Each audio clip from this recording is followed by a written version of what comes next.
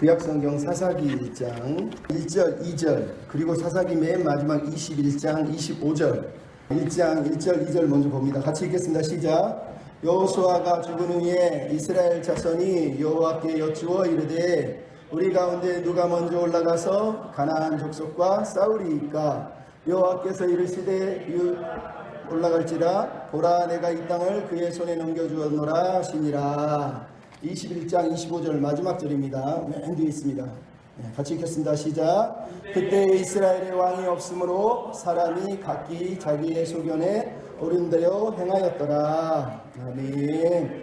기도하겠습니다. 사랑하는 주님, 이 시간에 말씀 묵상할 때 함께 하시고 영광을 받으시옵소서. 우리의 연약함들은 가리워 주시고 주님만 홀로 높임을 받으시기를 원합니다. 부탁하며 예수님의 이름으로 기도합니다. 아멘. 그동안 이사야서를 했는데 1장부터 39장이 끝나고 이제 2부가 40장부터 마지막 장인데 다음으로 하고 이번 주부터는 사사기를 좀 보도록 하겠습니다. 사사기를 좀 보고 끝나면 다시 이사야서로 이렇게 가봤으면 하는 생각이 있습니다. 사사기는 아마 설교를 많이 들은 사람도 있고 뭐 사사기를 처음 들은 사람도 있고 우리 권사님 중에 예수님 늦게 믿은 사람 혹시 이런 분들은 사사기가 뭐지? 사사가 뭐지? 이런 분도 있을 수가 있어요. 그래서 사사기라고 하는 거 집에서 한번 쭉 처음부터까지 한번 읽어보시면 아 이게 이런 내용이구나 이런 생각이 드실 거예요. 중요한 건 사사기를 우리가 오늘 보려고 하는 이유는 사사기가 우리와 어떤 관계가 있고 어떤 의미가 있는지 생각해보기 위한 겁니다. 이거는 3000년 전의 이야기예요. 이스라엘이라고 하는 나라의 역사의 이야기인데 굳이 우리가 이걸 왜 알아야 될까요? 성경은 하나님의 말씀이기 때문에 오늘 우리에게 의미가 있는 것이에요. 어떤 사람이 공자가 죽어야 나라가 산다라고 하는 책을 썼어요. 공자가 죽어야 나라가 산다. 이게 무슨 말이겠습니까? 공자가 없어져야 된다는 뜻이 아니라 유교라고 하는 문화에 대한 얘기를 하고 있어요. 원래 공자가 강조하고 있는 유교 문화가 변질이 돼서 유교가 너무 권위주의적이고 폐쇄적이고 형식주의적이고 파벌주의적이라는 것을 비판하기 위해서 공자가 죽어야 나라가 산다 이런 책을 쓴 거예요. 옛날에 프리드리히 니체라고 하는 독일의 철학자는 신은 죽었다라고 하는 말을 했습니다. 신이 죽었단 말이에요. 근데 이 사람이 하는 말 또한 똑같습니다. 그는 하나님이 죽었다라는 걸 강조하기 위해서 그 얘기를 쓰고 있지만 신이 없다라는 걸 사실은 강조하고 있는 것이 아니라 그 당시 서구 문화가 하나님을 믿는다고 하는 기독교인들이 진짜 기독교의 정신은 외면한 채 탐욕과 권력과 너무 타락한 모습을 가지고 파벌 싸움하면서 살아가는 모습을 보면서 그렇게 사는 거 보니까 신이 죽은 거구나. 차라리 신이 죽었다면 신이 없는 것처럼 살아야 되는 것 아니냐. 그래서 신이 죽었다고 말을 하는 거예요. 그래서 광인이라고 하는 글에 또 매드맨이라고 하는 글에 이렇게 썼어요. 신은 죽었다. 우리가 그를 죽였다. 이제 우리는 모든 살인자 중에 살인자인 우리를 어떻게 위로할 수 있을까? 세상에서 가장 거룩하고 강력했던 존재가 우리 칼날에 피를 흘리며 죽었다. 누가 우리에게서 이 피를 닦아줄 것인가? 어떤 물로 우리 자신을 깨끗하게 할 수 있을까? 우리를 위해 어떤 속죄의 제의와 어떤 거룩한 제전을 만들어내야 할까? 그 일을 할 수 있으려면 우리 스스로 신이 되어야 하는 것이 아닌가? 니체가 지금 하는 말이 그거예요. 물론 그는 무신론자고 기독교 문화에 살았기 때문에 기독교 정신이 뭔지는 알고 있었어요. 하지만 니체가 바라보고 있는 서구 기독교는 그들이 믿는 신, 그들이 믿는다고 말하는 그 하나님의 마음 정신을 가지고 살지 않았다고 니체는 본 거예요. 그래서 신은 이미 그 자리에 죽어 있었다는 거예요. 말은 예수 믿고 하나님 믿는다고 말하지만 실제로 그들은 신을 죽여버린 채 자기들이 왕이 되고 자기들이 신이 되어 살려고 했다는 거예요. 그래서 니체가 말하는 거예요. 어차피 신이 죽었으면 이제 우리가 할 일이 뭐냐? 우리가 신이 되는 것밖에 없지 않느냐? 우리가 신이 돼야 된다. 그래서 초인이라고 하는 단어를 써서 우리는 초인이 돼야 된다라고 강조를 했던 거예요. 여러분, 공자야 죽어야 된다는 말이나 신이 죽었다는 말이나 똑같은 말이에요. 본래의 마음, 본래의 정신을 잃어버리고 타락하고 변질되어서 결국은 그런 공자, 그런 신이 무슨 의미가 있냐는 뜻이에요. 여러분, 사사기의 주제는 그때 왕이 없으므로라고 하는 단어예요. 이 말은 다른 얘기로 하면 왕이 죽었다는 얘기예요. 왕이 분명히 살아계시는데 그 왕을 죽여버리고 폐위시키고 자기들이 스스로 왕이 되려고 했던 사람들의 이야기라는 거예요. 그게 사사기예요. 사사기 3000년 전의 이야기고 12명의 사사를 담은 300년, 400년 동안의 이야기가 응축된 이야기가 바로 이 사사기예요. 사사기 자체는 너무 흥미로워요. 보면은 막 어린이 주일학교에 막 기드온이 막 싸우는 이야기, 삼손이 막 싸우는 이야기, 막 머리가 자랐다가 잘리는 이야기, 막 미디안을 죽이는 이야기부터 시작해서 막 기드온이 기도하면서 양털에 물이 적게 해주시고 주변만 적게 해주시고 막 이런 이야기부터 수많은 재밌는 이야기, 여자 드보라 사사가 나타나는 이야기, 막 전쟁하면서 에웃이 뭐 막 나타나가지고 칼로 막 왼손잡이가 막 죽이는 이야기, 너무너무 흥미롭고 재밌는 이야기가 사사기 속에 들어있거든요. 하지만 사사기를 설교하기가 부담스러운 이유는 사사기의 내용을 가만히 보면 결국은 이스라엘 백성이 실패했다는 거예요. 이스라엘 백성이 타락했다는 거예요. 그 안에는 19금 이야기도 있어요. 말하기가 참 불편한 이야기들이 많이 들어있어요. 어떻게 타락할 수 있을까? 더 중요한 건 사사들이 타락하고 있다는 거예요. 사사인데 말만 사사지 실제로 세상하고 똑같이 산다는 거예요. 그래서 사사기가 우리에게 던지는 이야기가 오늘 우리 시대하고 너무 닮아있기 때문이라는 거예요. 사사기는 여전히 모든 세대에게 이 이야기가 전해지는 이유는 우리 인간의 이야기라는 거예요. 우리 이야기고 내 이야기라는 거예요. 하나님의 거룩한 소명을 받았지만 시간이 지나고 세월이 지난 내 모습은 너무 추하고 변질되고 타락해서 하나님을 폐위시키고 내 인생은 내 마음대로 할 거예요 그러면서 내가 스스로 왕이 되려고 했던 사람들의 이야기, 우리 이야기라는 거예요. 우리 이야기. 여러분, 이 시대에 사람들이 주장하는 내용이 그거 아닙니까? 상대주의. 내 마음대로 살 거야. 너 진리 틀리고 내 진리 틀리고 네 기준 다르고 내 기준 다른 거야. 내가 원하는 대로 살고 싶어. 소비주의. 소비자는 왕이다. 내가 왕이야. 내가 원하는 대로 해줘. 그런 거 아니야. 세속주의. 세상이 너무 부러워. 나는 세상 사람처럼 살고 싶어. 하나님 날 왜 이렇게 귀찮게 구세요? 여러분, 이게 사사기에 나오고 있는 모든 이야기예요. 내가 왕입니다. 내가 왕입니다. 하나님 내 왕이 되시면 안 됩니다라고 선언하고 있는 게 사사기의 이야기란 말이에요. 그래서 이 이야기가 우리에게 필요한 거예요. 사사기를 가만히 읽어보면 요수아가 죽은 이후로 다윗이 사울이 왕이 되기까지 그 중간에 깊은 시간에 암흑기라고 우리가 말할 수 있는 300년 400년의 처참한 이스라엘의 패배 이야기가 들려주고 있어요.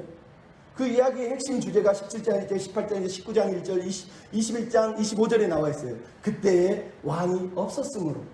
여러분, 그때의 왕이 없다는 게 무슨 말이에요? 지금 이 글을 쓰고 있는 지금은 왕이 있었다는 얘기예요. 그러니까 옛날을 돌아보니 그때에는 왕이 없었는데 이렇게 처참하게 살았더라. 지금은 왕이 있으니 너무 좋다. 이걸 강조하는 이야기가 아니라 그때의 왕이 없을 때 저렇게 살았는데 지금 우리는 왕이 있는데도 저렇게 살고 있다는 거예요. 그때의 사사시대는 서로 왕이 되려고 해서 하나님을 폐위시키고 살았는데 지금은 우리가 왕이 있음에도 그 왕을 인정하지 않고 모두가 사사시대와 똑같이 살고 있다는 거예요. 사사시대보다 더 타락해서 살고 있다는 거예요. 그래서 사사기를 들려주는 거예요. 사사시대에 이렇게 타락했는데 왕을 폐위시키면서 무너졌는데 우리는 왕이 있는데도 불구하고 우리 또한 동일하게 그들과 뭐가 다르냐는 거예요. 이렇게 살아서야 되겠느냐는 거예요. 그래서 우리에게 필요한 게 있다는 거예요. 우리 인생의 왕이 누군지를 이제 결정하며 살아야 된다는 거예요. 그래서 사사기 이야기는 4가지 주제가 있습니다. 하나는 언약 백성이 약속의 땅에서 과연 언약 백성답게 살아낼 수 있을까? 어떻게 살 것인가 하는 거예요. 두 번째는 이스라엘 백성이 왜 가나안 땅에서 그 정복의 땅에서 실패했을까? 세 번째는 우리는 그러면 은혜 없이 살 수가 있는가? 그러면 우리에게 왕은 누구신가? 라는 이야기를 사사기는 우리에게 들려주고 있어요. 여러분, 우리는 이 이야기를 통해서 우리의 왕이 누구인지를 다시 한번 결단하고 우리가 왕을 섬기는 백성이라는 걸 잊으면 안 된다는 걸 다시 한번 각인하는 시간이 되어야 됩니다. 첫째, 따라합시다. 하나님이 우리의 왕이십니다. 성경은 주구장창 얘기하는 거예요. 너의 인생의 왕이 누구냐는 거예요. 여러분, 우리가 소명이라고 하는 단어가 있어요. 소명이 뭡니까? 누군가 나를 불렀다는 얘기예요. 누군가 나를 불렀다는 얘기는 그 부른 존재에게 내가 순종한다는 거예요. 문제는 누가 나를 불렀냐는 거예요. 우리 인생에는 모든 영혼의 왕자에 자리가 하나 있어요. 이 왕자에 누가 앉아있느냐는 거예요. 많은 사람들은 내가 앉아있습니다. 내가 소명이라고 말하지만 가만히 귀 기울여 들어보면 내가 내 소리에 귀를 기울이고 있어요. 내 욕망의 소리에, 내 감정의 소리에 귀를 기울여. 네가 왕이 돼서 네가 원하는 대로 살라는 거예요. 여러분, 그게 소명이라는 거예요.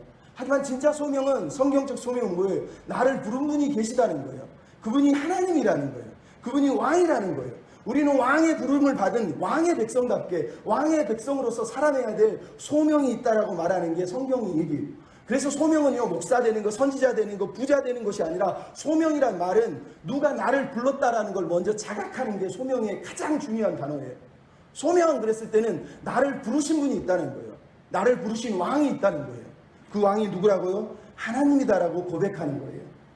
그러면 여러분 우리는 살면서 매일 결정해야 돼요. 누가 나의 왕인가? 내 왕자에 누가 앉아있는가? 나는 누구에게 순종해야 할 것인가? 여러분 우리가 매일 순종을 강요하고 순종을 얘기하고 순종을 찬양하지만 정작 내가 순종하라고 말하고 내가 순종하고 있다는 그 대상이 하나님이 맞는 겁니까? 아니면 내 꿈에 내 욕망에 순종하는 것 아닙니까? 그러면 사사기는 그거를 결정하라고 우리에게 얘기하는 거예요. 누가 당신의 왕입니까? 사사기란 단어의 사사라는 말은 영어로는 더 지어지예요. 사사 그러니까 이게 무슨 단어인지 모르겠어요. 왜 한문으로 사사라는 말은 가르치는 선생님하고 비슷하잖아요. 근데 영어로 사사, 히브리어로 사사, 쇼페트라고 하는 사사는 결정하다, 심판하다, 판결하다 이런 뜻이에요. 말 그대로 누군가가 결정을 하는 사람, 판결을 하는 사람, 심판을 하는 사람이라는 뜻이에요.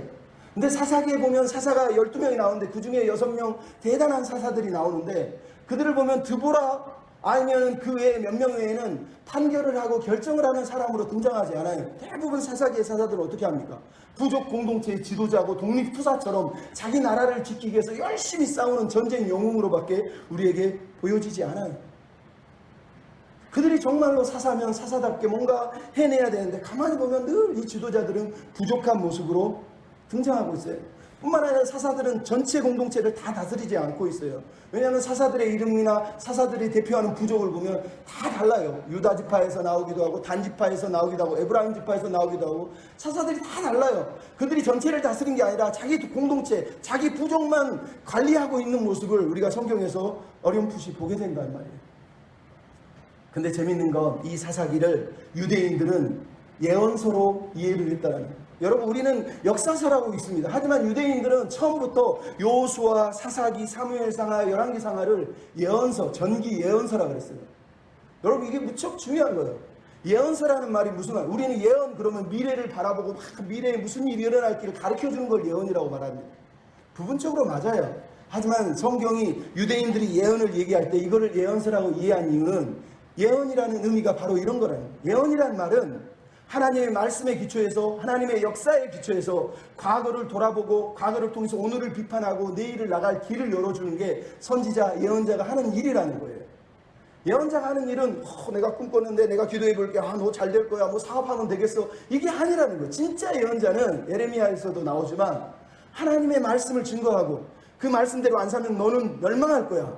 그 사람이 회개하고 돌아오면 선지자가 예언한 일이 이루어지지 않아도 그 사람은 회개했기 때문에 진짜 예언자라고 성경이 인정하는 거예요. 그러니까 진짜 예언의 핵심은 백성을 바꾸고 변화시키는 거지 미래에 막 무슨 일이 일어날지 무슨 난리가 날지 무슨 꿈을 꾸는 거에 대해서 가르쳐주는 걸 성경이 예언자라고 사실은 말하지 않는다는 거예요. 예언자 중에 꿈꾸는 사람이 있고 그걸 얘기해주는 사람이 있었을 뿐이지 진짜 예언의 의미는 과거의 일, 과거의 역사를 통해서 하나님 말씀을 기초로 오늘을 비평하고 내일에 나갈 길을 준비하는 사람이라는 거예요. 사사기를 그래서 전기 예언서라는 거예요. 왜 사사기가 과거의 일을 그 400년, 300년 동안의 그 처참한 이야기를 들려주겠습니까?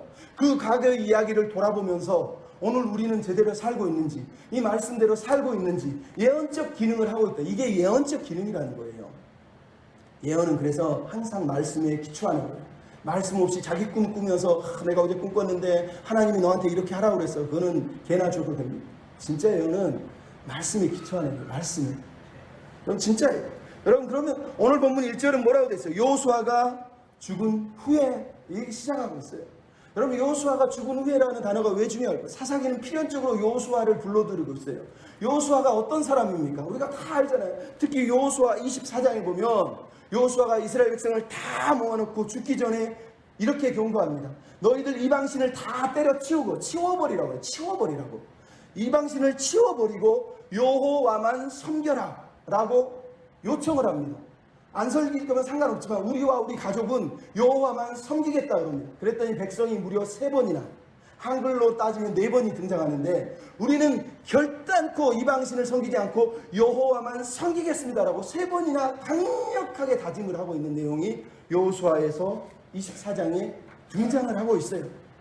결국은 이 이야기가 무슨 얘기겠어요? 과연 이스라엘 백성은 여호수아에게 다짐한 대로 정말로 하나님의 언약을 지키고 하나님의 말씀대로 가나안 땅에서 하나님만 섬기는 백성으로 살아낼 수 있을까라고 하는 질문을 우리에게 던진다는 거예요. 근데 사사기의 뚜껑을 딱 열었더니 문제가 생겼어요. 뭐요? 여호수아가 죽은 후에라는 거예요. 그럼 이게 왜 심각하죠? 그 이전은요, 모세가 있어요. 모세가 모든 걸 다 결정해 줬어요. 여호수아가 있을 때는 여호수아가 다 결정해 줬어요. 백성들이 고민할 게 없어요. 근데 여호수아가 죽은 후에 이제 누가 있어야 돼요? 여호수아의 후계자가 있어야 되잖아요. 모세가 있었고 모세는 후계자 여호수아를 세웠는데 여호수아가 죽은 후에 후계자를 세우지 않았어요. 그리고 오늘 본문에서 누가 등장합니까? 이스라엘 자손이라고 1절에 얘기합니다. 여호수아가 죽은 후에 이스라엘 자손이 여호와께 물었다는 거예요. 여러분, 그전에는 모세가 기도했고 모세가 결정했고 여호수아가 기도했고 여호수아가 결정했는데 이제는 리더십이 누구에게 넘어갔어요? 이스라엘 자손들에게 넘어갔다는 거예요. 이스라엘 백성들이 이제 스스로 결단하고 스스로 기도하고 스스로 하나님의 뜻을 물어보고 사는 현장 상황이 벌어졌다라고 우리에게 말씀을 하고 있는 거예요. 마치 사도행전하고 똑같아요. 예수님이 살아계실 때는 예수님이 결정했어요. 돌아가시기 전에는 사도들과 더불어 12사도가 열심히 사역했어요. 근데 신약시대 교회 시대가 어떻게 됩니까?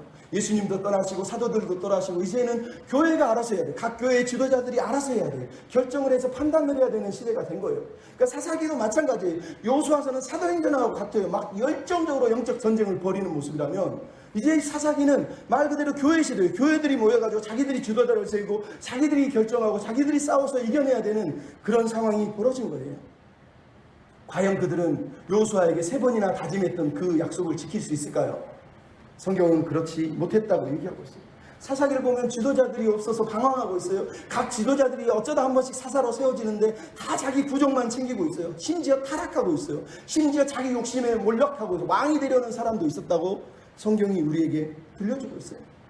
진짜 사사, 마지막 사사인 사무엘만 그나마 전국을 돌아다니면서 사사로서의 왕처럼 다스리지 나머지 사사들은 그 일을 감당하지 못하고 있어요. 사사가 진짜 없는 거예요. 왜 없을까요? 이스라엘 백성들에게 판결을 맡겼는데 그 판결의 결정권이 사실은 누구에게 있었어요? 하나님께 있었단 말이에요. 오늘 본문 1절에 나온 것처럼 여호와께 물었다는 거예요. 모세도 여호와께 물었고 여호수아도 물었고 이제 이스라엘 자손이 물고 있는 거예요. 문제는 그들이 묻고 있는 그분이 진짜 그들이 원하는 물음에 답을 해줄 수 있는 분이라고 믿고 믿었냐는 거예요. 사사기를 가만히 보면 처음에는 그렇게 믿었다라는 걸 알 수 있어요. 여러분 1장 1절은 여호와께 묻자오되 나오고 20장 18절에도 이스라엘 자손이 여호와께 하나님께 묻자오되 또 등장을 합니다. 이게 무슨 얘기인지 아세요? 1장에서는요 이스라엘 백성이 가나안 땅 정복을 할 때 전쟁을 하면서 하나님께 묻습니다. 근데 20장 넘어가면 무슨 얘기가 나오냐? 이스라엘 백성이 가나안하고 전쟁하는 게 아니라 이제는 베냐민 지파 자기 지파하고 전쟁을 하면서 하나님께 기도를 하고 있어요. 분명히 둘 다 묻고 있지만 사사기 1장에서 묻는 사람들은 진짜로 하나님의 뜻을 묻고 있는 거지만 사사기 18장, 20장, 21장에서 묻고 있는 기도의 내용은 뭐냐? 자기 욕망을 위해서, 자기 꿈을 위해서 하나님께 묻고 있었다는 얘기예요. 그들은 진짜 사사가 하나님이라는 걸 알고 있으면서도 하나님께 결정을 맡기는 게 아니라 자기 꿈에 결정을 맡기고 하나님께 의견을 물어봤다는 거예요. 그럼 이게 사사기의 비극이에요. 처음에는 분명히 여호와께 물어서 시작했는데 마지막도 여호와께 묻고 있는데 그 마음의 동기가 뒤틀려 있다는 거예요. 처음에는 하나님의 영광을 구하는 것처럼 기도했는데 마지막에 보니까 자기 욕망을 위한 기도예요. 저 지파를 당장 없애버리자. 우리 지파 중에 저 베냐민 지파는 다 몰살시키자. 이게 어떻게 하나님의 뜻이고 하나님의 꿈이겠어요? 그렇게 1장과 21장은 다른 이야기를 우리에게 들려주고 있는 거예요. 그게 인간의 이야기라는 거예요. 여러분 그럼에도 사사기가 강조하는 게 뭐냐? 사사가 누구라고요? 바로 하나님이라는 거예요. 여러분 사사기 11장 27절에 보면 사사기에 처음으로 등장하는데 하나님이 사사다라는 단어예요. 심판하시는 하나님이 계시니, 심판하시는 여호와께서 계시니, 이 단어가 사사기 딱 중앙에 처음으로 등장을 해요. 이게 무슨 얘기냐? 사사기의 진짜 사사는 누구냐? 하나님이시라는 거예요. 하나님. 사사기 1장 1절에서 그들이 물었던 것처럼 평생 하나님께 물어보고 하나님의 명령에 순종하고 하나님의 뜻에 순종하는 게 이스라엘 백성들이 해야 될 일이었다는 거예요. 근데 그들이 그 소명의 책무를 잃어버렸다는 거예요. 다시 말씀드리지만 소명이라고 하는 건 무엇을 할까요? 어떤 일을 할까요가 아니라 누가 나를 부르셨는지, 누가 나를 불러서 말씀하고 있는지를 먼저 결정하는 게 소명의 이야기예요. 이스라엘은 그 일에 실패했다고 성경이 말을 하고 있는 거예요. 여러분 그렇게 사사가 사라지고 하나님조차 왕으로 사사로 섬기지 못하면 무슨 일이 벌어집니까? 소명이 없다는 얘기는 목적이 사라진다는 거예요. 목적이 살아시면 내 목적이 생기고 내 목적대로 사는 거 아니겠어요? 그래서 여러분 사사기 우리에게 들려주는 거예요. 삶의 목적이 무엇이냐는 거예요. 따라서 합시다. 하나님의 비전을 놓치지 맙시다. 여러분 사사기를 읽을 때 제일 중요한 게 이거예요. 여러분 사사기 1장 2절에 뭐가 나옵니까? 여호와께서 그 땅을 그 손에 넘겨주었더라. 누가 올라갈까요? 유다가 올라가라 그러면서 여호와께서 그 땅을 그 손에 넘겨줬다라고 오늘 본문이 말하고 있어요. 그리고 이게 무척 중요한 거예요. 왜 이스라엘 백성이 타락했고 사사기는 왜 이스라엘 백성이 실패했다고 말할까요? 그들이 비전을 잃어버렸어요. 무슨 비전? 하나님의 꿈, 하나님의 비전, 하나님이 그 땅을 주신 이유를 잊어버린 거예요. 여러분 여호수아서는 신명기는 하나님이 당신의 꿈을 풀고 이스라엘 백성들을 가나안 땅에 심는 이야기가 등장해요. 근데 사사기에 등장하는 이스라엘 백성들은 하나님이 그 땅을 주셨는데 그 땅에 왜 심으셨는지, 그 땅에 왜 자기들을 보내셨는지를 잊어버리고 자기들이 왕이 돼서 자기들이 원하는 대로 그 땅에서 살려고 했다는 이야기가 바로 사사기 이야기라는 거예요. 그럼 이게 비극이에요. 왜? 그러면 성경은 주구장창 아브라함에게 언약할 때 뭐 자손을 주고 땅을 주고 복이 되게 하겠다고 말했어요. 이 복의 핵심 뭐예요? 모든 민족에게 복을 주는 존재로 이스라엘을 택했다는 거예요. 그래서 출애굽기 19장에 뭐가 나옵니까? 하나님이 이스라엘을 택하신 이유는 아브라함의 언약대로 제사장 나라 거룩한 백성을 삼아서 모든 민족이 복을 받게 하시려고 이스라엘 백성을 세웠다고 말하고 있는 거예요.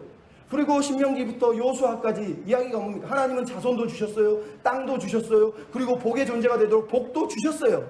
중요한 건 이스라엘 백성이 남은 과제가 정말로 그 사명, 그 하나님의 비전대로 이제는 거룩한 백성이 되고 거룩한 나라가 돼서 많은 민족에게, 많은 사람들에게 복을 주는 존재로 살아내느냐 하는 것이 가장 중요한 핵심이었다는 거예요. 하나님이 그 땅에 심은 이유는 가나안 땅에서 그 비전의 백성답게 하나님의 거룩한 백성이 되고 전시 백성이 돼서 많은 사람들에게 하나님 믿는 사람은 이렇게 사는 거야 라는 걸 보여주는 그 백성으로 살기 위해서 그 땅에 딱 심어두셨다고 말하는 거예요. 근데 이스라엘 백성이 그렇게 살았다고요? 아니요. 우리가 21장 25절에 읽었잖아요. 어떻게 해요? 자기의 소견대로 살았다는 거예요. 여기서 소견이라는 단어는 히브리어로 아인, 눈이라는 얘기. 내 눈에 보이는 대로 살았다는 거예요. 내 눈에 보이는 대로 덥석덥석 물면서 자기 눈에 보이는 대로 살았다는 거예요. 그래서 여러분 성경이 중요한 게 뭐예요? 하나님의 시선과 우리의 시선이 그래서 대립하는 거예요. 진짜 믿음의 사람은 내 시선을 내려놓고 하나님의 시선으로 세상을 보는 거예요. 하나님이 생각하는 걸 생각하고 하나님이 꿈꾸는 걸 꿈꾸는 게 하나님의 백성의 소명이라니까요. 이스라엘 백성이 그 소명을 이룬 거예요. 하나님이 왜 이 땅에 심었는지, 내가 왜 여기서 살아야 되는지, 하나님의 눈으로 이 땅을 바라보면 내가 모든 민족에게 복이 돼야 되겠구나, 이런 결단을 했어야 되는데 가나안 땅에 딱 들어가니까 먹고 살기가 너무 편안하고 가진 게 많고 주변을 보니까 농업문화인데 유목민으로 살았던 자기보다 너무너무 안정적이에요. 풍요로워요. 하나님 안 믿는데 너무 행복하고 부유해 보여요. 그러니까 자기들도 그런 민족이 부러운 거예요. 거기다가 정치 주도자가 한 명 있어가지고 막 다스리는 거 보는데 뭔가 무척 조직적이라는 거예요. 그러니까 정치적인 권력과 힘이, 개인이 힘을 가지면 저런 힘을 발휘하는구나, 우리도 힘을 갖고 싶으라고 하는 욕망이 생겼다는 거예요. 경제적인 풍요와 정치적인 권력과 힘에 대한 욕망이 그들의 마음에 싹트기 시작하니까 하나님의 비전이 눈에서 사라진 거예요. 말 그대로 자기의 소견대로 살았다는 얘기를 하는 거예요. 그래서 소견이 여러분 한문으로 이렇게 썼어요. 작은 견해. 여러분 하나님의 비전은 큰 생각이고 하나님의 큰 꿈이에요. 하지만 소견은 말 그대로 소견이에요. 자기 소견. 자기의 아주 사소한 의견을 가지고 자기 인생을 꿈꾸며 살았다라고 성경이 우리에게 말을 하고 있는 거예요. 여러분 근데 이거를 언제 어떻게 경고했습니까? 신명기에 보면, 신명기 31장에 보면 모세가 죽기 전에 이스라엘 백성을 모아놓고 이렇게 얘기합니다. 여호와께서 모세에게 이르기에 이 백성이 그 땅으로 들어가면 나를 버리고 내가 맺은 언약을 어길 것이라. 그들이 먹어 배부르면 살찌면 돌이켜서 다른 신을 섬기고 나를 멸시하고 내 언약을 어길 것이다. 신명기는 아직 가나안 땅에 들어가지도 않았는데 하나님이 이미 그들의 성품을 아세요. 인간의 완악함을 아세요. 그래서 저놈들이 나를 버릴 거라고 얘기합니다. 여호수아도 아까 24장 19절 20절에 여호수아가 얘기합니다. 백성들이 우리는 여호와를 섬길게요 그랬더니 여호수아가 백성에게 이르기를 너희가 여호와를 능히 섬기지 못할 것은 그는 거룩한 하나님이요 질투하신 하나님이요 너희 잘못과 죄를 사하지 아니할 것이라. 너희가 만일 여호와를 버리고 이방을 섬기면 너희에게 복을 내리신 후에라도 돌이켜 재앙을 내리고 너희를 멸하실 것이다. 여호수아는 지금 죽기 전에 모세처럼 다시 한번 경고를 해요. 너희들 너희 본성을 잘 알잖아. 너희가 하나님의 시각을 잃어버리면, 하나님의 비전을 잃어보면 너희들은 당장 세상의 이방신을 따라갈 텐데 하나님이 복을 내리신 후에 다시 돌이켜서 복을 다 빼앗아가고 너희를 멸망시킬 거라고 경고를 했다는 거예요. 근데도 이스라엘 백성들은 하나님의 말씀을 듣지 않았다는 거예요. 여러분 그게 중요한 거예요. 속담에 이런 게 있어요. 생각한 대로 살지 않으면 사는 대로 생각하게 된다는 거예요. 여러분 여기서 중요한 게 생각이에요. 생각대로 산다는 건 성경적으로 얘기하면 하나님의 생각대로 살지 않으면 내 생각대로 살게 돼요. 내가 막 살아내고 그게 내 생각이라고 믿어요. 여러분 세상의 욕망에 치여서 사면 생각이 하나님의 비전이 사라지면 내가 살고 있는 세상의 환경이 이게 내 꿈이 되고 내 비전이 되고 내 욕망이 되고 그래서 나도 저렇게 살고 싶어가 돼버리는 거라는 거예요. 그게 비참한 거예요. 그래서 여러분 하나님의 백성은 비전을 놓치면 안 되는 거예요. 이스라엘 백성은 가나안 땅에 심으신 이유를 잊어버리면 안 돼요. 오늘 우리에게 똑같은 얘기를 하는 거예요. 하나님을 믿는다면 하나님 나라를 위해 살겠다면서 왜 지금 와서는 네 꿈에 네 욕망에 목을 메고 사느냐고 물어보는 거예요. 왜 네 자랑하려고 네 욕망을 드러내고 그렇게 열심히 뛰어다니는 거예요. 하나님의 나라, 하나님의 꿈, 하나님의 비전을 위해서 가장 낮은 곳에서 그분을 섬길 수도 있어야 되지 않겠냐고 우리에게 물어보는 거예요. 세 번째로 여러분 우리에게 필요한 게 뭡니까? 은혜 없이는 살 수가 없다라는 걸 성경이 그럼에도 사사기가 가르쳐줘요. 따라서 합시다. 하나님의 신실하심이 소망입니다. 사사기에 제가 말씀드렸잖아요. 사사들, 이스라엘 백성들 온전히 하나님을 섬길 줄 알았는데 타락의 끝을 향해서 달려가고 있는 모습을 봐요. 그것을 보면서 우리는 절망합니다. 야, 저런 사람들을 하나님이 사랑할 수 있을까? 저런 인간들에게 소망이 있을까? 사사기는 소망이 있다는 거예요. 누구에게? 신실하신 하나님에게. 신실하신 하나님 때문에. 여러분 우리의 소망은 인간에게 있는 게 아니에요. 사사를 쳐다보시면서 대단한 줄 알았는데 나중에 보니까 별의별 짓을 하다가 스스로 타락해서 삼손 같은 경우는 아주 처참하게 죽잖아요. 그런 삼손을 보면서 삼손 대단해. 어떻게 박수를 칩니까? 여러분 이 땅에 수많은 사사라고 스스로 자임하고 있는 목회자들 보십시오. 처음에 시작할 때는 막 거룩하고 순종하고 겸손하고 보이더니 나중에 괴물이 돼가지고 그런 사람들이 얼마나 많습니까? 사사기나 지금이나 똑같은 거예요. 이스라엘 백성의 불순종의 이유가 뭡니까? 아까도 말씀드렸잖아요. 세상의 경제적인 풍요, 정치적인 권력과 힘을 보니까 너무 부러운 거예요. 유복민으로 살면서 부족끼리 모여서 살다가 처음으로 도시 문화에 살고 농업 문화에 살면서 안정적이고 평화롭게 매일 살아가는 세상을 보면서 야, 하나님 안 믿어도 저렇게 잘 사는데 굳이 우리가 이렇게 하나님 믿으면서 어렵게 살겠느냐라고 얘기를 했다라는 거예요. 얼마나 비참합니까? 그래서 그들이 실패한 거예요. 그래서 사사기에 반복되는 사이클이 뭐예요? 평안하게 살다가 죄를 짓고 하나님이 징계를 해서 기도하니까 구원자를 세우고 다시 평안함을 주세요. 근데 또다시 타락을 해요. 또다시 죄를 지으니까 징계를 해요. 그래서 기도를 해요. 그랬더니 구원자를 보내요. 또 평안해졌더니 또 죄를 지어요. 또 하나님이 심판해요. 그랬더니 또 기도해요. 그래서 하나님 구원자를 세우고 또 응답해서 또 평안해져요. 근데 여러분 이게 반복되는데 실제로 반복되는 내용을 보면 완전히 다른 이야기. 왜? 운니엘과 두보라가 사사였을 때는 사이클이 다 돌아가요. 죄를 짓고 징계하고 기도하고 구원자를 세우고 평안을 주고. 근데 두보라 이후에 기도원으로 가면 중간에 하나씩 빠져요. 기도하는 내용이 빠져요. 나중에는 구원자를 세웠다는 내용이 빠져요. 나중에는 평안을 줬다는 내용이 빠져버려요. 즉 사사가 처음 시작할 때서 마지막으로 갈수록 계속해서 무슨 일이 벌어져요? 이게 바퀴가 하나씩 빠지는 것처럼 쭉쭉쭉 빠져서 이렇게 큰 바퀴가 이렇게 타락해서 무너지는 것을 볼 수 있어요. 마치 나사가 위에는 매 빙글 돌면 마지막 끝으로 갈수록 이렇게 쫙 가지는 것처럼 완전히 타락의 극을 향해서 달려가고 있다는 거예요. 즉 하나님의 소명은 이렇게 큰 건데 이렇게 작아졌고 반대로 죄는 처음에 이렇게 작았는데 이렇게 커져버렸다는 얘기를 이 성경 기사가 우리에게 들려주고 있어요. 이게 사사기의 내용이에요. 그러니까 사사기는 처음에는 이렇게 큰 비전이 마지막에 가면 인간의 소명으로 죽었다는 얘기예요. 또한 죄는 처음에는 이렇게 작은 줄 알았는데 우리는 하나님만 섬길게 그랬는데 나중에 보니까 하나님은 버려버리고 이방만 섬기는 일이 벌어졌다고 사사기에 우리에게 들려주고 있어요. 공동체의 죄가 그렇게 심했다는 거예요. 사사들의 죄도 그렇게 심했다는 거예요. 여러분 사사들 처음 온니엘을 얘기할 때 두보라를 얘기할 때 사사들이 얼마나 대단합니까? 근데 기도원이 되니까 기도원 때부터 무슨 일이 벌어져요? 하나님에게 양털 기도를 하면서 이 미신 기도를 드리는 거예요. 나중에는 자기가 왕이 되려고 하다가 삐죽삐죽하면서 왕이 되고는 싶은데 차마 못 됩니다. 그 아들 아비멜렉이 이름도 아비멜렉을 줘요. 우리 아버지는 왕이다는 거예요. 그래서 아버지의 아들인 아비멜렉이 우리 아버지는 왕이었어라고 스스로 선언하면서 기드온이 처음으로 하나님을 왕이 아니라 자기가 왕이라고 선언하는 사람이 돼요.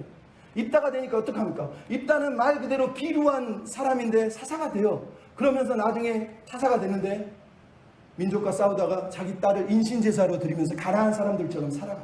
마지막에 삼손이 어떻게 됩니까? 이제는 삼손이 사사가 됐을 때는 백성들이 그를 사사로 인정하는 게 아니라 미디안에 팔아버려요. 이 사람 팔아야지 우리가 산다는 거예요. 여러분 이게 무슨 얘기인지 알겠어요? 처음 사사 이야기는 정말로 완벽한 뭔가 구원자의 모습인데 마지막 사사 삼손으로 가는 순간에 계속 타락의 끝자락을 보여요. 삼손 때는 사사지만 사사가 아닌 타락한 인간이 사사로 일을 하고 있는 것을 성경이 우리한테 보여주고 있는 거예요. 그러니까 사사기는 한마디로 얘기하면 인간에게 소망이 없다는 거. 이 이야기는 인간은 아무 소망이 없어 보인다는 거예요. 그 대단한 사사들이 대단한 게 아니라 처참하게 타락해서 무너져 가고 있더라는 거예요. 이게 슬픈 거예요. 그럼 이게 우리 이야기라는 게 슬픈 거예요. 많은 사람들은 예수 믿으면 세상이 좋아질 거야. 교회가 생겼으니까 우리가 열심히 일하면 교회도 부흥하고 세상이 막 밝아질 거야. 근데 여러분 세월이 흘렀습니다. 기독교가 그렇게 열심히 일했는데 세상이 좋아졌습니까? 죄는 더 심하고요. 타락은 더 심해요. 교회는 어떻습니까? 교회는 막 좋아졌습니까? 아니요. 교회는 세월이 흐르면 흐를수록 첫사랑, 첫모습은 사라지고 점점 더 세상하고 똑같은 사람들이 괴물처럼 다 자리에 앉아서 왕노릇 하고 있는 모습을 우리가 지금 보고 있잖아요. 사사기가 그 내용을 들려주고 있는 거예요. 근데 사사기의 내용의 핵심이 뭐예요? 그럼에도 불구하고 하나님이 그럼에도 불구하고 저렇게 타락한 인간 무려 12번, 작게 얘기하면 무려 6번이나 계속 죄를 짓고 반복하며 타락하는데도 하나님이 당신이 아브라함과 한 약속을 버릴 수가 없어요. 하나님이 약속한 그 약속을 지키기 위해서 끝까지 이스라엘 백성을 붙들어주고 사사를 또 세우고 또 세우고 저렇게 못난 사사인데도 또 세우고 이러면서 하나님이 이스라엘 백성을 향한 사랑을 포기하지 않는 이야기가 사사기라는 거예요. 그러니까 사사기는 복음이에요. 사사기를 읽는 이유는 사사기를 통해서 우리를 보는 거예요. 우리처럼 타락하고 우리처럼 미련하고 우리처럼 간사하고 우리처럼 그렇게 속이 썩어 있는데 겉으로는 아닌 척하는 우리를 보면서 우리에게 소망이 없어요. 하나님의 약속에 신실하심에 복음에 소망이 있는 거예요. 그래서 로마서 6장 1절에 사도가 뭐라고 해요? 죄가 더한 곳에 은혜가 넘쳤다는 거예요. 여러분 이 말을 죄 짓는 일을 긍정하는 말이 아니에요. 어떤 사람은 자기가 잘못해놓고 죄를 짓는 게 은혜가 넘쳤어요. 이런 말도 안 되는 얘기를 어떻게 하냐는 거예요. 여러분 사도 바울이 이 이야기를 하고 그 다음에 뭐라고? 그러므로 너희는 너희 지체를 죄의 무기로 죄의 종으로 사용하지 말고 의의 병기로 하나님의 무기로 하나님의 영광을 위해 너희 몸을 하나님의 영광을 위해 드리라고 사도 바울이 말하는 거예요. 은혜를 아는 사람은 죄를 합리화하고 나 죄 지었는데 은혜 없이는 역시 못 사네. 나는 역시 은혜뿐이야. 이렇게 말하는 그런 배은망덕한 삶을 사는 게 아니라 은혜를 안다면 하나님의 의를 위해서 하나님의 나라를 위해서 합리화하지 않고 변명하지 않고 자기 연약함에 대해서 나의 약함을 자랑할 수 있지만 그걸 정당화하면 안 돼요. 나는 이게 모자라서 나에는 이게 부족해서 어쩔 수가 없었어. 하나님 그걸 원하는 게 아니라요. 은혜는 나를 바꾸고 변화시키고 나를 하나님의 나라를 위해 살게 만드는 거예요. 그래서 우리는 은혜의 이야기를 들으면서 그래 하나님이 아니면 안 되지 라고 말하지만 그 은혜가 나를 바꾼다는 걸 믿어야 돼. 그 은혜가 나를 바꾸는 걸 알아야 돼. 그리고 그 은혜에 변화된 삶을 살기 위해서 오늘 기도하고 애써야 되는 거예요. 여러분 그런 삶이 되었으면 좋겠습니다. 하나님은 우리의 왕이세요. 하나님이 내게 삶의 결정권을 가지고 계신 거예요. 내가 가지고 있으면 안 돼요. 하나님만이 결정하시는 거예요. 하나님께 우리는 기도하고 하나님께 물어봐야 돼요. 그리고 그 신실하신 하나님을 소망을 두고 그것만 의지하고 살아가는 삶을 살아야 된단 말이에요. 그거를 우리가 은혜라고 말하는 거예요. 죄 지었기 때문에 은혜가 아니라 그 죄 중에도 우리를 다시 고치시고 다시 바꾸시고 다시 살리시는 하나님을 기대하고 나를 바꿔주세요. 변화시켜주세요. 새롭게 해주세요. 이렇게 기도하면서 나가는 게 은혜의 사람인 거지. 자기는 아무 노력도 안 하고 하나님이 은혜 베푸시는데 나는 어쩔 수 없었어. 나는 어쩔 수 없어. 여러분 그건 변명이지 은혜의 역사가 아니에요. 여러분 오늘 본문의 사사기 이야기를 다시 처음으로 들어가 결론을 내립니다. 사사기 이야기는 타락의 이야기, 실패의 이야기예요. 모든 사람들이 사사뿐만 아니라 제사장도 레위인도 장로들도 백성들도 다 자기가 왕이 되려고 했던 사람들의 이야기가 사사기의 이야기예요.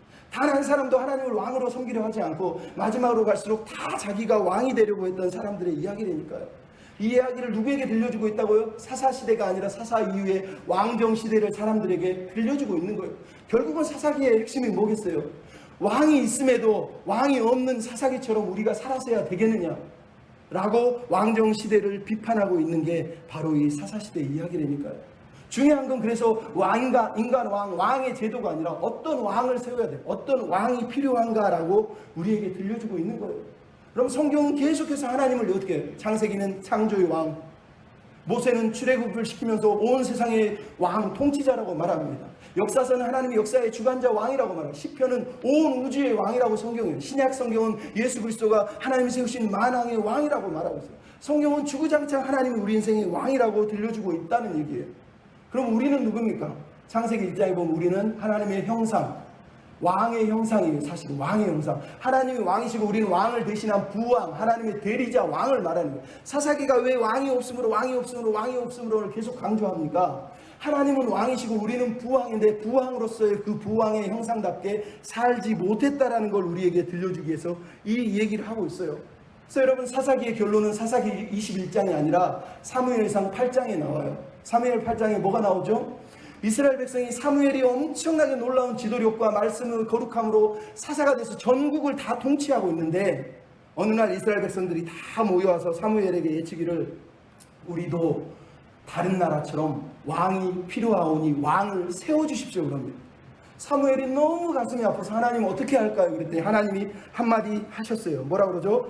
이들이 너를 버린 게 아니라 나를 버렸다. 나를 버렸다는.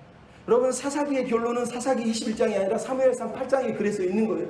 결국은 사사기의 결론이 어디에 나오냐? 하나님을 마침내 마지막으로 끝내 버려버린 이야기가 사무엘상 8장의 이야기라는 거예요. 얼마나 하나님이 마음이 아프셨겠어요. 여러분, 그래서 사울은 어떤 왕입니까? 하나님이 선택한 왕이 아니라 백성이 다른 나라들처럼 세운 왕이에요. 다른 나라들처럼 원해서 어쩔 수 없이 세운 왕이 사울이에요. 다윗은 어떤 왕입니까? 하나님의 말씀과 하나님의 마음에 합한 사람, 죄를 짓지만 겸손하게 회개하면서 낮아진 사람이에요. 왜 이게 중요하죠? 신명기 17장에 보면 하나님이 가나안 땅에 들어가기 전에 모세에게 이렇게 해요. 혹시나 백성들이 가나안 땅에 들어가서 왕을 요구할 때 너희는 왕의 제도를 가르쳐줘. 왕은 자기 병마를 가지면 안 되고 아내를 많이 두면 안 되고 자기 재산을 가지면 안 되고 항상 율법의 말씀을 옆에 두고 하나님이 선택한 자로 형제 중에서 교만하지 않는 자가 왕이 되어야 된다. 이게 하나님이 기대하는 왕의 형상, 부왕인 왕의 모습이에요. 근데 여러분, 사울은 그렇게 살았습니까? 아니요. 사울은 율법을 옆에 두지도 않았고요. 형제 중에 교만해서 고개를 치러들고 병마를 가지고 재산을 가지고 아내를 가지고 자기 맘대로 살았어요. 하지만 다윗은 연약했지만, 형제 중에서 기름 부음을 받았지만 겸손했어요. 하나님 마음에 합한 사람이었어요. 하나님 말씀을 늘 사모했어요. 매일 시편에 보면 말씀을 묵상하고 주야로 묵상하며 하나님 뜻대로 살려고 애썼단 말이에요. 비록 다윗은 연약한 사람이지만 하나님이 이 왕을 우리에게 얘기하는 거예요. 왜? 너희들 왕조차, 비록 다윗조차 하나님을 믿지만 그 왕은 부족한 왕이에요. 하지만 하나님이 예수 그리스도라고 하는 진짜 다윗의 후손을 통해서 참 왕을 우리에게 보내시겠다고 하는 약속을 하시잖아요. 그러니까 사사기는 결국은 다윗 시대, 다윗 후대에게 계속 말하는 거예요. 너희에게 왕이 진짜로 없느냐? 진짜 왕이 있다는 거예요. 하나님이 왕이시라는 거예요. 뿐만 아니라 너희들이 부왕으로서 최선의 역할을 감당해야 되는데 결국은 그 일을 감당하지 못하기 때문에 하나님이 마지막 날에 진짜 왕, 참 왕, 부왕이신 예수 그리스도를 보내주실 것이다 라고 우리에게 말씀하고 있는 게 바로 이 사사기의 이야기예요. 그러므로 우리가 오늘 여기서 누가 우리의 왕입니까? 결정하라고 했을 때 우리는 당연히 하나님이 우리 왕이십니다. 예수께서 우리의 왕이십니다라고 결정해야 돼요. 왜? 예수님이 여러분 왕이심에도 불구하고 왕권을 내려놓고 이 땅에 오셔서 종의 몸체를 이기시고 종처럼 사시고 하나님 명령에 순종하시고 하나님 뜻대로 십자가에 오르시면서 철저하게 형제 중에서 교만하지 않고 낮아지셔서 진짜 하나님이 기대하는 왕의 형상을 입은 부왕이 되셨잖아요. 그분이 다시 오실 때 그분은 왕권을 다시 가지고 오셔서 우리를 다스릴 것이지만 지금도 성령 안에서 우리를 다스리시잖아요. 말씀하시고 우리를 통해서 일하시잖아요. 우리에게 물어봐야 돼요. 우리는 정말 왕을 섬기고 있는가? 우리 왕이 정말 예수님 맞는가? 여러분 매일 하루하루 삶, 저도 마찬가지예요. 왕을 진짜로 왕으로 모시고 살아가고 있습니까? 여러분 결정할 때, 여러분 기도할 때, 여러분이 나아갈 때 정말로 그분이 왕이냐고 우리에게 물어봐야 된다니까요. 사사시대에도 그랬고요. 왕정시대에도, 심지어 신약시대에도 하나님을 왕으로 섬긴다고 그러면서 자기가 왕이 되려고 했던 사람들이 너무너무 많았어요. 지금 이 시대에도 마찬가지예요. 우리의 시대와 사사시대는 하나도 다를 게 없어요. 우리가 정말로 왕을 섬기고 있는지, 정말로 왕을 위해서 살아가고 있는지, 그리고 우리에게 해야 될 고백이 그거예요. 내가 그동안 왕으로 살았어요. 내가 정말로 왕이었군요. 하나님 용서해 주십시오. 내가 이 모든 교만함을 내려놓고 주님을 왕으로 섬기길 원합니다. 내 소견을 내려놓고 내 꿈을 내려놓고 내 욕망을 내려놓고 하나님의 나라, 하나님의 꿈, 하나님의 비전을 위해서 주님을 왕으로 섬기고 살겠습니다. 이렇게 결단하는 저와 여러분이 되었으면 좋겠습니다. 여러분 윤치영이라고 하는 목사님이 한 분 계세요. 어렸을 때 아버지가 이혼을 해가지고 애할머니 집에서 살았어요. 아버지가 없어서 친구들이 놀림을 해서 너무너무 화가 나서 막 어려서부터 막 부모가 죽이고 싶어서 학교만 갔다 오면 어려서부터 마음속에 이혼한 어머니 아버지를 내가 칼로 죽여버릴까 이러면서 살았어요. 그러다 중학교 때 교회에 갔는데 교회밖에 갈 곳이 없어요. 교회 가서 늘 기도하는데 어느 날 목사님이 야 예수님이 십자가에서 엘리 나마 사막단이라고 기도했는데 이게 무슨 뜻인지 아냐 그랬더니 예수님 하나님 욕한 것 같은데요? 하나님 왜 나한테 이래요? 이런 것 같은데요? 그랬더니 목사님이 그게 아니야. 예수님의 기도의 핵심은 하나님 저를 버리시면서까지 저렇게 저 사람들을 사랑하시나요? 라고 물어본 거야. 하나님은 너의 아버지셔. 너를 사랑해서 자기 아들을 버리신 거야. 그 얘기를 듣고 이 친구가 어려서 감동을 받아. 3시간 동안 집에 와서 너무 울면서 목사가 돼. 그리고 나중에 호주에 가서 신학교를 다니다가 자기가 원하지 않는 실수로 감옥에 갇히게 돼서 2년 동안 감옥살이를 하게 돼요. 물론 그 내용은 나중에 따로 뭐 시간 있으면 얘기하지만 제가 드리는 말씀이 이거예요. 어느 날 감옥에 갔는데 하필이면 이슬람 사람들이 모여있는 감옥에 들어간 거예요.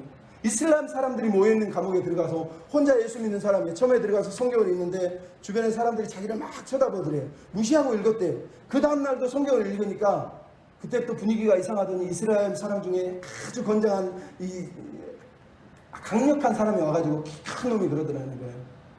너 예수가 누구냐 물어보더래요. 예수가 누구냐 물어보더라는 거예요. 그게 무슨 말이에요? 이슬람 사람들이 예수님이 하나님이다라고 말하는 그 순간 이 사람은 생명을 잃을 수밖에 없는 거예요. 그러니까 이 사람은 그걸 너무 잘 알고 있으니까 예수님은 좋은 선생님이죠. 예수가 누구야? 예수가 누구야? 그랬더니 예수님은 좋은 친구 베스트 프렌드예요. 그래 막 이슬람 사람이 막 불불 하거나 이놈이 성경은 있는데 고백을 안 해요. 그러면서 이제는 질문을 바꿨어요. 예수가 하나님이 맞냐? 이렇게 물어봤다는 거예요. 근데 이 사람이 그때 담대하고 비겁하면 안 될 것 같아서 예수가 하나님이십니다 그랬더니 이 이슬람 사람 주변에서 소리가 들리니까 몰려와가지고 이 사람을 벽으로 멱살로 잡고 죽이려고 달려들잖아요. 내가 너에게 하나님에 대해서 막 가르쳐줄게. 야 설명해줄게. 예수가 하나님이 설명해줄게. 말을 하는데 말을 듣지가 않고 너무 시끄러운 거 막 자기를 벽에 밀고 목을 쥐어잡고 죽이려고 그러는 거예요. 근데 갑자기 그때 성령님이 임하시고 담대함이어서 이 사람이 소리를 쳤어요.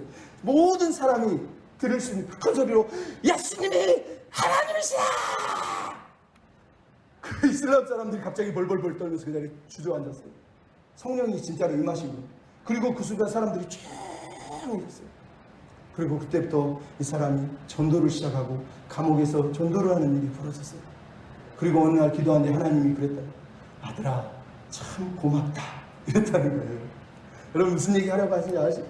여기서는 이슬람이 모여있어요. 이방인들이 모여있어요. 가나안 문화가 자기를 둘러싸고 있어요. 하나님이 예수가 하나님 맞냐? 물어봤다는 거예요. 사사기의 사람들은 뭐라고 그랬어요? 아니요 좋은 분이세요. 착한 분이세요. 늘 기도 들어주시는 분이세요. 위로해 주는 좋으신 분이세요. 근데 진짜 고백이 뭐라고요? 하나님은 우리의 왕이십니다. 하나님은 내 왕이십니다. 하나님은 내 주인이십니다. 예수님이 내 왕이십니다. 이렇게 고백하는 게 우리가 드려야 될 진짜 고백이라는 거예요. 날마다 그렇게 우리가 하나님 앞에 고백하고 사는 저와 여러분이 다 되셨으면 좋겠습니다. 우리 같이 찬양 부르고 기도 마칠 때 하나님 내 왕이십니다. 내 주인이십니다. 날마다 내 삶에 통치하여 주시고 간섭하여 주시고 하나님 뜻을 이루어 주시옵소서. 내 삶을 다 누리고 섬기고 살게 해주십시오. 이렇게 고백하며 나아가는 저와 여러분이 됐으면 좋겠습니다. 아멘. 나의 삶의 예수의 나의 삶의 예수의 흔적이 있으니 나는 오직 주님만 나는 오직 주님만 사랑하리라 나의 영혼에 내 영혼에 예수의 생명이 있으니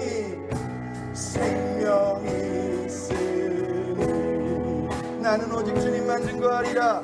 나는 오직 주님만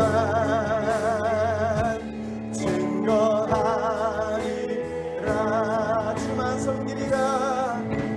주만 섬기리. 가장 낮은 자리에서 가장 낮은 자리에서 주만 높이 내 생명 다하여 주만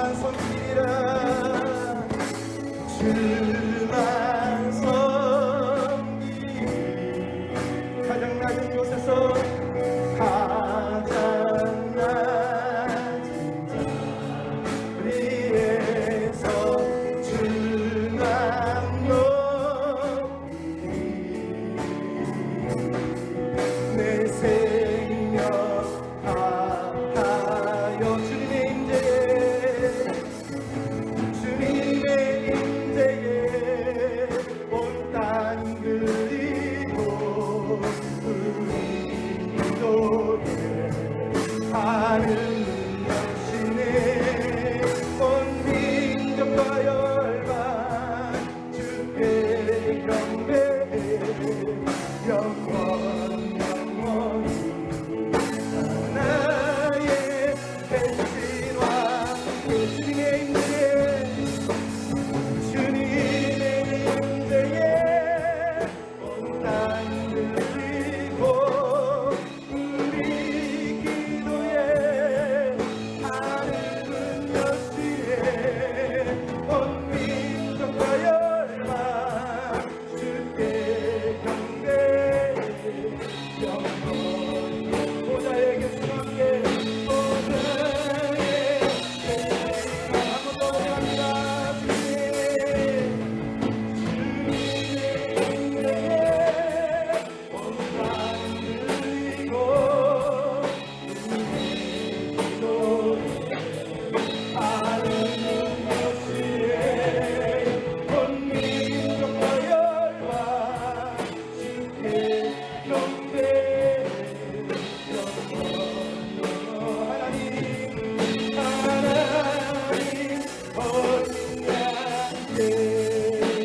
우리 말씀을 생각하며 기도할 때 하나님 나의 왕이십니다. 하나님의 명령을 따라 하나님의 비전을 따라 살게 하여 주시고 하나님의 은혜 붙잡고 왕 되신 주님 의지하여 나아갈 수 있도록 날마다 힘주시옵소서. 나의 주님 나의 왕이십니다. 나의 하나님이십니다. 결정하여 주시고 순종하게 해주시옵소서. 같이 기도하며 나아갑니다.